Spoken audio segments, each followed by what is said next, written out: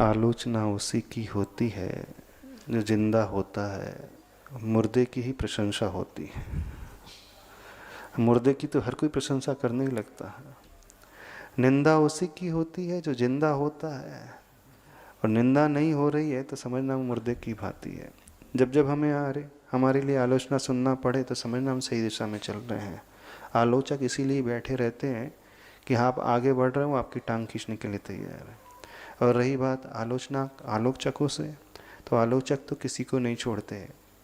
उन्होंने बड़े बड़े महापुरुषों को नहीं छोड़ा तो आपको कैसे छोड़ देंगे।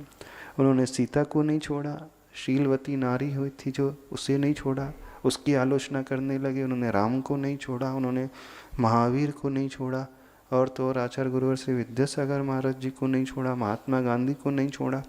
जब भी कोई व्यक्ति कुछ आगे बढ़कर के कार्य करेगा तो ढेर सारे उसके निंदक पैदा होते ही चले जाएंगे। तो आलोचना और प्रोग्रेस दोनों एक साथ चलते हैं, तो घबराने की कोई आवश्यकता नहीं है।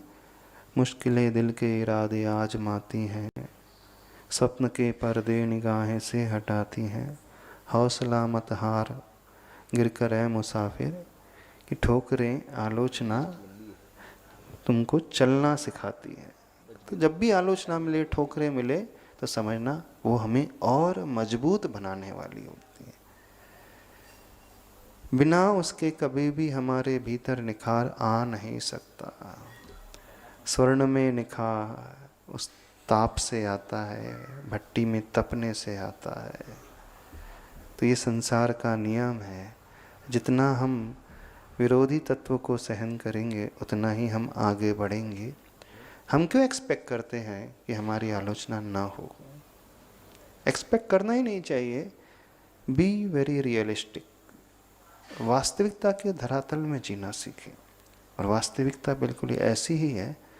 ये दोनों चोली दामन के साथ साथ चलती है। तो यदि कुछ ऐसा हो रहा है तो इससे घबराने की कोई आवश्यकता नहीं। इस पार्ट ऑफ गेम चलता रहेगा, और हम मजबूती से आगे बढ़ने की प्रेरणा लेते हुए आगे बढ़ें।